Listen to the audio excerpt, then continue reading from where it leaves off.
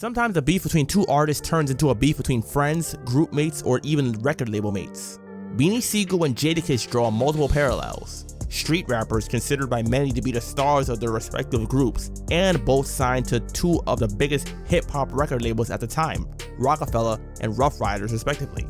Also, they both backed their leader during a beef, which led to their own beef being one of the most verbally brutal ones around the time. You saw the title, you know the drill. This is Beanie Sigel versus Jadakiss, and by extension, Roc-A-Fella Records versus Ruff Ryders, so other artists will be mentioned occasionally as well. I've mentioned it in a prior video, but Jay-Z, Ja Rule, and DMX were in a group titled Murder Inc., which was put together by Irv Gotti, who a few years later founded a record label of the same name. The group recorded several tracks together, and their first official grouping was on the song Time to Build, from fellow New York rapper Mike Geronimo's first album, The Natural. That didn't last long due to problems between Jay-Z and DMX, who would go on to be the flagship artists for Roc-A-Fella and Ruff Ryders respectively. The tension between the two is considered by some to be the foundation of this beef. You could say it stems back to the early 90s when DMX and Jay-Z had a rap battle in the Bronx, with members of their respective labels there like Biggs and Dame Dash from Roc-A-Fella and Wad Dean from Ruff Ryders. Each side would claim that their man was the winner, but you could say that fueled a competitive feeling between the two. Some would say that subliminal shots were even made on songs before it was a full-blown public situation. However, as often with rap, sometimes you just don't know for sure who the intended target of a line is. Things wouldn't always be tense between the two, however, as Jay-Z and DMX have shouted each other and their labels out several times, as well as featured on each other's albums. DMX and the Lox were both on Jay-Z's third album, while Jay was featured on DMX's second album along with the Lox. Both rappers got their breaks in the 90s, with Beanie Sigel signing to Roc-A-Fella Records sometime around 1999 and then forming the group State Property, comprised of several other Philadelphia rappers around 2001, and Jadakiss forming the group The Bomb Squad with friends Sheek Louch and Styles P, before changing her name to The Warlocks, and then signing to Bad Boy Records in '95, dropping the war from their name and becoming the Lox at the behest of Diddy. One of the first examples of a shot at the Rock from the Lox was in 1998 when Jay-Z featured both Beanie Sigel and the Lox as well as Sauce Money on the posse cut Reservoir Dogs from Volume 2, Hard Knock Life, as Styles P had started off his verse with subliminal shot at someone, in particular with the line, "I don't care about your album whenever it dropped." However, years later in an interview with Rob Markman, Jadakiss stated that Styles P was taking shots at Jay on his verse. So, because I hear Styles' verse on that one, maybe there's more question for Styles. I don't give a fuck who you are, so fuck who you are. I don't care. He was going at Hove on it. He was going straight at Hove on his own record. I guess you can call it friendly competition.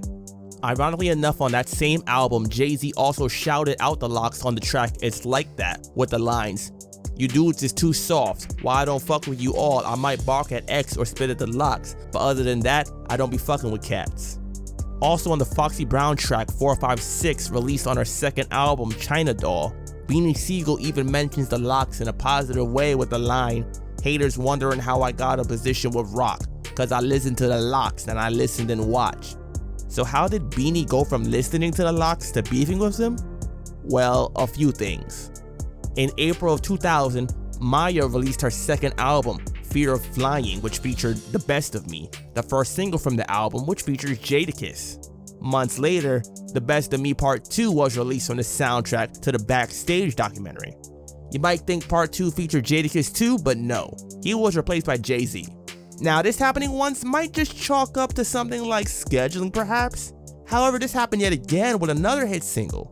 R. Kelly in November 2000 released his fourth album, TP2.com, aka 12 Play 2, which featured a single Fiesta featuring rappers Boo and Gotti, but also a version featuring Jadakiss exists as well.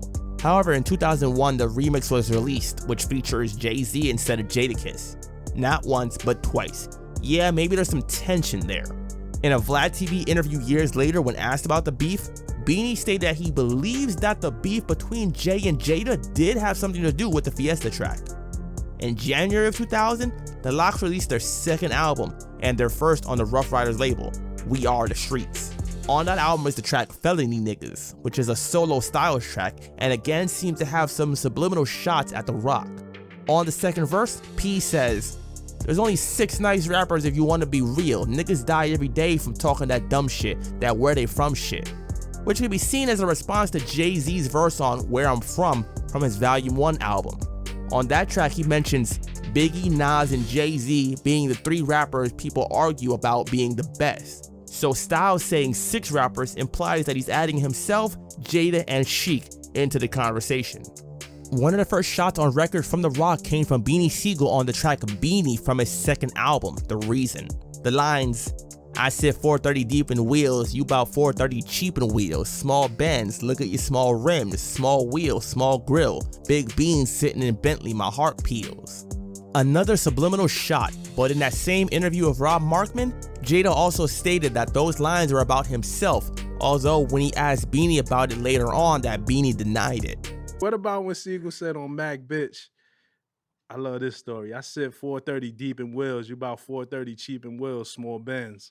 That was for me. I had the CLK back there. But he said it was. I asked him now after we got cool. "Yo, Mac, why you say that about me?" And now that wasn't for you, kids. I was just saying. But when that song came out, I had a Benz AMG 430 CLK. In the July 2001 issue of the Source magazine, Jadakiss stated in an interview that a whole state got put on because of him and that all the Phillies sounded just like him. Shortly afterwards, in August of 2001, Jadakiss released his debut studio album, Kiss the Game Goodbye, which includes the track Uh-Huh.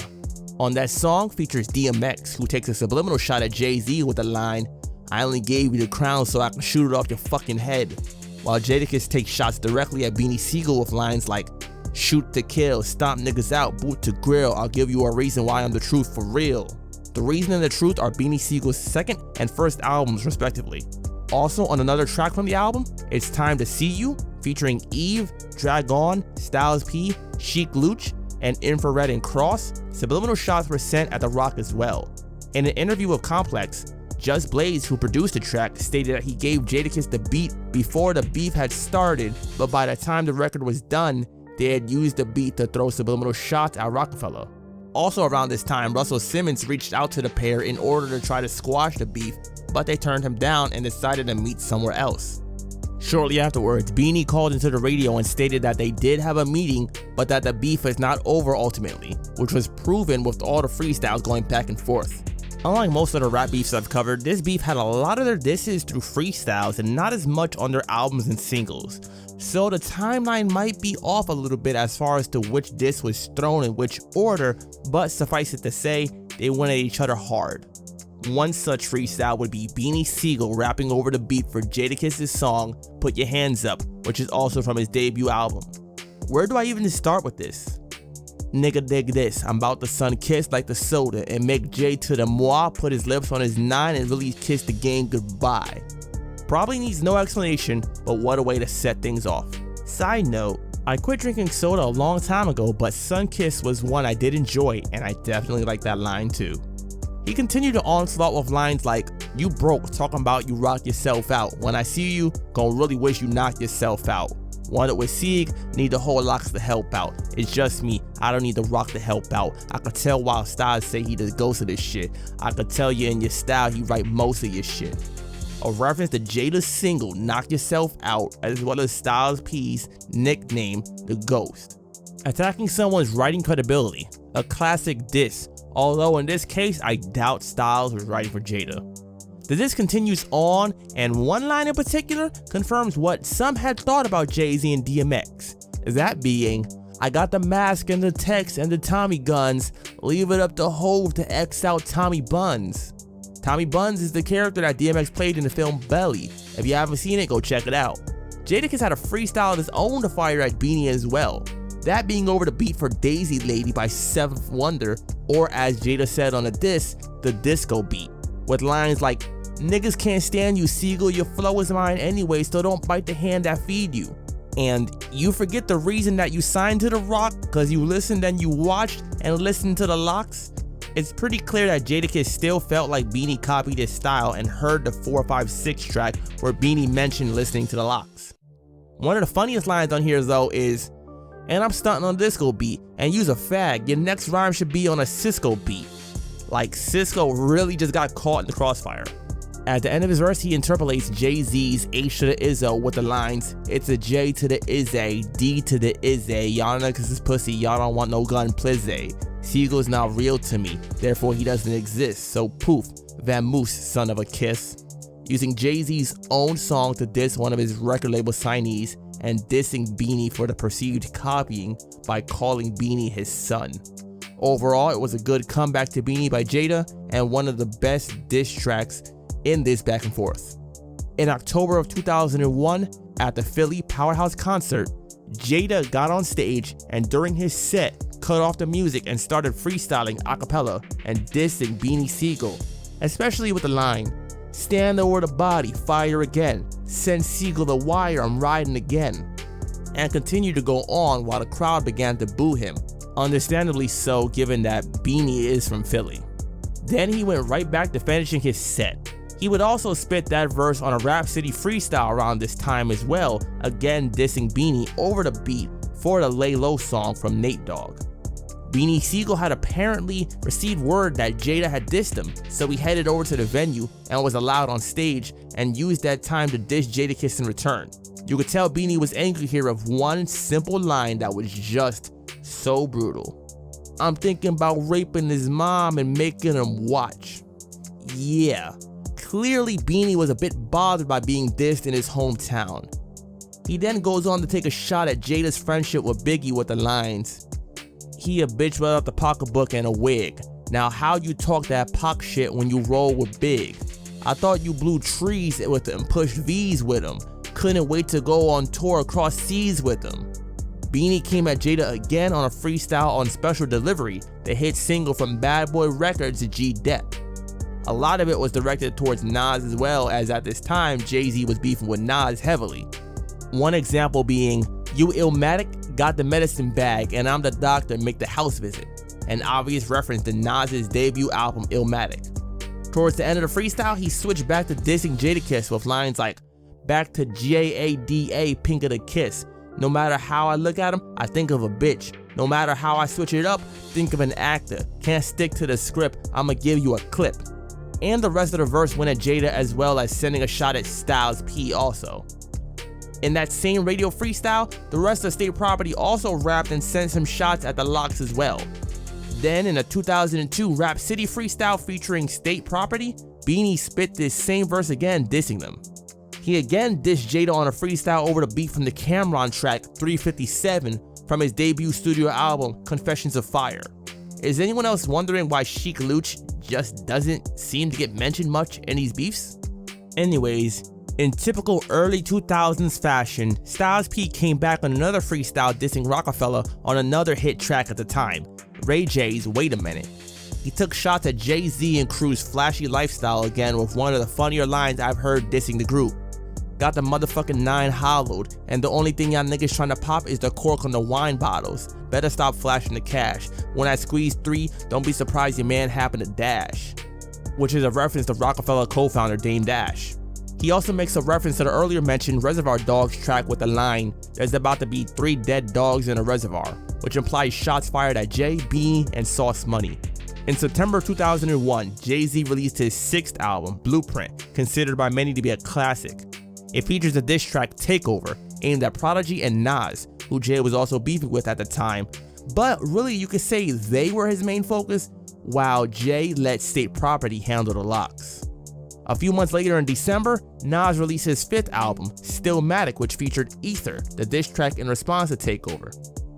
Nas ends his 3rd verse with the line, you pop shit, apologize nigga, just ask Kiss, which is a reference to something Jadakiss would mention publicly some years later in interviews when asked about the line. According to Jada, Jay-Z would send shots at Jada in his songs and then message him on his 2-way shortly afterwards and apologize for it. Speaking of the Blueprint album, yet another freestyle by the Lox and probably one of the hardest was over the beat for Jigga That Nigga from Jay-Z's Blueprint. Plenty of shots are once again thrown at the Roc. Styles P's verse in particular was just ruthless. Not that it's unexpected, Styles is one of my favorite rappers when it comes to this stuff. He came at Beanie's neck here. You got a hard head, so I'ma make it soft and gushy. Would say the nigga name, but he far from the truth. You a bitch cocksucker and your boss is pussy. No name was said, but the truth is a reference to Beanie's debut album, and the boss is Jay-Z. As mentioned earlier, Jay can be found at the start of this whole situation, so he's mentioned several times, and typically referred to as the boss, which for one basically puts Beanie and his crew in their place under Jay, and secondly makes it an obvious diss without having to name names and bring more attention to them. Jay-Z is mentioned subliminally again with the lines, "You wanna pray to God, he wanna play to God," which is a reference to Beanie's religion, as well as Jay calling himself Hova, which he had just recently started doing around this time. Jadakiss went even more brutal, as a reference is made to the singer Aaliyah, who died in a plane crash in August of 2001 and was dating Dame Dash at the time. Niggas is ready to die only cause they ain't ready to kill, but this is a man's world. Y'all niggas keep fucking with Kiss, or see to it you visit your man's girl. You can find out if the gates is pearly. Bang bang D-Block gang nigga early. Early in 2002, DJ Clue released his second album, The Professional 2. On that album is the track Fantastic Four Part 2, which features Cameron, Nature, Fabulous, and The Lox. On Styles P's verse, more subliminal shots are sent at the end of his verse with the lines, "Why say names? You could get whoever you know. I got the gun cocked ready to blow. Don't compare his rhymes to mine. Mine's real and his is just words and lines," which can be seen as a reference to Beanie Sigel's track What Your Life Like from his second album, The Truth, where Beanie Sigel says in the chorus, "Tell me what your life like. Shit, mine is real. Everything's signed and sealed." Remember how I mentioned Fiesta being one of the issues that happened to worsen the tension between the two groups? Well, ironically enough, that's another beat that Jada and Styles rapped over to diss them. Once again, subliminal shots are sent, but based on how Jadakiss begins the freestyle interpolating the beginning of Jay-Z's verse from the remix, you could tell this was aimed right for Jay in response to him basically replacing Jadakiss on the remix. Speaking of Jay-Z and R. Kelly collaborations, they had a whole album together released in 2002, that being The Best of Both Worlds, and on the album is the track Somebody's Girl. And what do you know, the Lox rapped over that beat as well and featured fellow D-Block member J Hood. They rap about robbing people, which you could assume is once again another subliminal shot at Roc-A-Fella. Freestyle after freestyle from the Lox it seems, but the other side was still active as well. Freeway from State Property returned fire on the track Y'all Get Out, with the first verse being aimed at Nas and the third at Jadakiss. Freeway also sent shots at Jada on his debut album Philadelphia Freeway, released in February 2003 on the intro track Free, with the lines, "Fuck Kiss, get orgies, one clip of rock your world, nigga calm your boy beef, shooting out with Free you gon' need a 4-leaf, but Freeway ain't all about the drama." Later that year on Sheek Louch's debut album Walk With Me, released in September 2003, Jadakiss sent another subliminal shot at Beanie Sigel on the song 10 Hut with the line, "Don't ever ask me about what's his name, fuck him, he whack." Then in December 2003, Memphis Bleek released his third album, MADE, and on the track Murder Murder featuring Jay-Z and Beanie Sigel, shots are once again thrown at the Lox. Memphis Bleek with the lines, "Niggas popping this shit, they starting to piss me off. Bitches and bitch niggas trying to ride against homies, so fuck them and the originator of Sophie." The first lines can be considered a diss to the Lox and Nas, who were beefing with Jay, and the ending is quite blatantly a diss to Jaz-O, who was a mentor of Jay-Z in the past and had him on the reference track Hawaiian Sophie. Then Beanie Sigel on his verse dissed to Jadakiss. The beef did go further than lyrics and got physical. At some point during the beef, Beanie Sigel found a Lox promo van and dragged the driver out and allegedly assaulted him. Several other times there were also some near misses between the groups.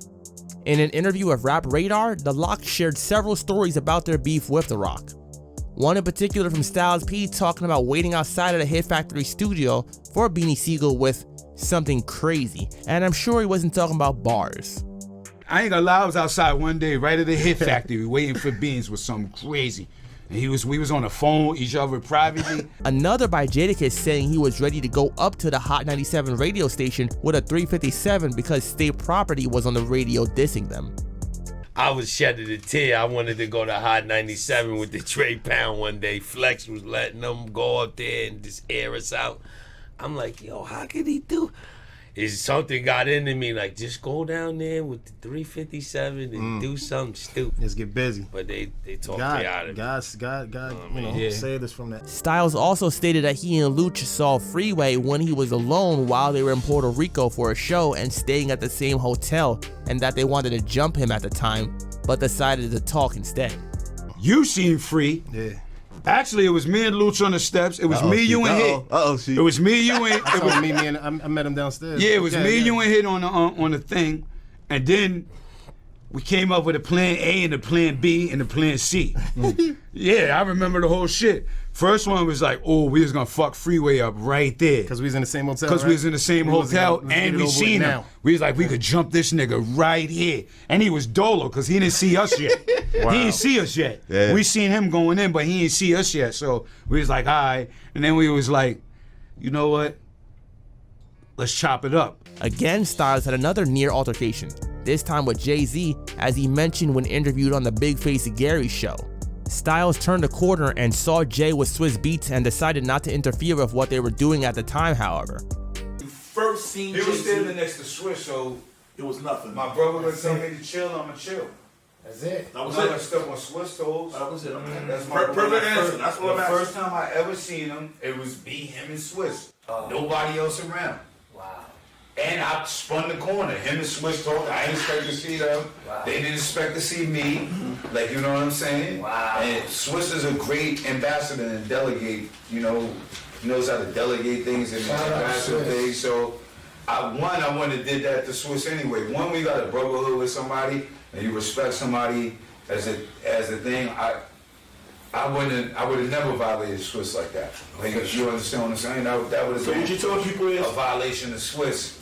J Hood, years later on his own YouTube channel, would go on to state during his detailing of the beef that he saw Freeway in the Mandarin Hotel in Miami, Florida, towards the latter part of the beef and wanted to start a fight with him, but his manager told him to relax and went to go talk to Freeway instead, and things were cool. So yeah, a bunch of near altercations and a lot of tension.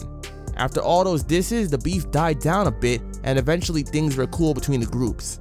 Ironically enough, Beanie Sigel would wind up having his own issue with Jay-Z, which resulted in Beanie putting out diss tracks like What You Talking About, aka Average Cat, which was leaked in 2009 and was later released on the album The Rock Boys, released in 2010, which was a collaboration between Beanie and Freeway. The problems between Beanie and Jay started while Beanie was on trial for attempted murder in 2003. According to Beanie, Jay was asked by the judge if he would be willing to be responsible for Beanie's whereabouts, and Jay-Z declined. Beanie took this as a disloyal move from the record label head and felt like Jay didn't have his back as he had Jay's and the label. Things remained rocky, and Beanie wound up moving from Roc-A-Fella when it split up and going with Dame Dash instead of Jay. Then a few years later, during another Powerhouse concert in Philly, where Beanie went to join Jadakiss during his set, Jay had Beanie Sigel removed from the venue by the security and police due to possibly feeling uneasy about what Beanie would potentially do, which furthered the tension between the two and is what caused Beanie to release the disses aimed at Jay. On Average Cat, Beanie goes into detail regarding the situation with lines like, "And my gangster wasn't never on trial, but I was. I stood up tall, no snitching. But the rapper Sean called the police on me cause I was front row at the Blue Pen 3. I just wanted to see him and see. And reminisce when we was the ROC, but he called on the COPs. Not only that, he brought in the FEDs. Beanie then channels his inner Tupac, as I call it, to give quite a long spoken outro, where he essentially expresses his hurt over the situation between himself and Jay. He mentions how he went at all the people Jay had beef with out of his loyalty, including Nas and Jadakiss, but continues on to say that he still has love for Jay and just really needed to get this off his chest, and even ends it by still repping Roc-A-Fella, showing that he's clearly hurt by the situation more than anything else and still has love for them. He would go on to diss Jay some more times before later apologizing and coming to the conclusion that Jay gave him an opportunity by even signing him and that he has to take responsibility for his own actions. Now, how did things go with Beanie and Jadakiss, you might be wondering? Well, Jadakiss signed to Roc-A-Fella in 2007 and released his third solo album, The Last Kiss, in 2009. As Jay seems to enjoy doing, he once again had signed another of his former rap rivals to to his own record label like he did with signing Nas in 2006. Also in 2012, when asked during a Breakfast Club interview about his sudden halt in putting out music, DMX stated that the reason was because Jay-Z had become the president of Def Jam, which is the label DMX's albums were distributed by, and DMX felt that Jay was basically trying to put a halt to X's momentum and eliminate the competition. DMX released his 5th album in 2003 and didn't release his 6th album until 2006, a bigger gap than usual considering he had put 2 albums out in 1 year before. Also, that album was released after he was released from Def Jam and signed to Columbia Records. Yet again, talk of Jay making moves to profit from or hinder other MCs. However, D, one of the co-founders of Ruff Ryders, would state years later that he spoke to Jay-Z about X leaving Def Jam, and Jay released X from the label without cost, despite the fact that DMX was in debt for $12 million and that X didn't take kindly to Jay being the head of the label due to DMX feeling like he himself was the better MC and didn't want to feel like Jay was superior. Don't forget to subscribe to the channel if you haven't done so yet, click the like button, and remember to click the link to become a channel member if you want to support the channel further and unlock some perks while you're at it. Now, back to the Lox and State Prop. The groups had multiple collaborations with one another since the beef winding down. Among the first being the remix of Kiss Your Ass Goodbye, which features Jadakiss, Fabulous, and Beanie Sigel from Sheek Louch's 2nd album, After Taxes, released in 2005. Styles P also collaborated with Beanie Sigel on the track You Ain't Ready For Me from his 3rd studio album Super Gangsta Extraordinary Gentleman, which was also featured on Beanie Siegel's 4th album The Solution, which released that same month in December 2007. Several other tracks between the two sides were released over the years as well and resulted in Beanie Sigel announcing that a collaboration album between him and Jadakiss was in the works, which as of yet has not been released. Then, in December 2016, the Lox released their 3rd album, Filthy America, It's Beautiful, which features the song What Else You Need to Know. And on that track, each of the trio talks about struggles over the years. Styles P on his verse makes reference to their altercations with Benzino, Trick, and makes a reference to the beef with Roc-A-Fella with the lines, "We had beef with the Rock, I was riding with a strap. Hove, Sigel, and Free could have all got clapped, but they was doing the same cause shit was like that, but these new niggas soft, they don't even fight back." Certifying that the beef was indeed over with, especially considering they had worked together in the years leading up to it. Unfortunately, a few years later in April of 2021, DMX would pass away. His involvement in the beef had been resolved as well, though people before his passing would question him about doing a versus match with Jay-Z, as that was one of the most sought after matchups too, considering their long history and prior beef. X did wind up doing verses back in 2020, but it was against Snoop Dogg and not Jay. All in all, the beef between Jadakiss and Beanie Sigel, and even Ruff Ryders versus Roc-A-Fella, may not have lasted as long as some of the other beefs I've covered like KRS-One versus MC Shan, or been as violent physically as 50 Cent versus Ja Rule, but it is considered another one of the great hip-hop battles from a lyrical standpoint between two groups in rap. What do you think about the beef? Who do you think won? Head to the comment section below and leave your comments, and remember that super thanks are still available if you want to help out even more. I'll catch you all in the next video.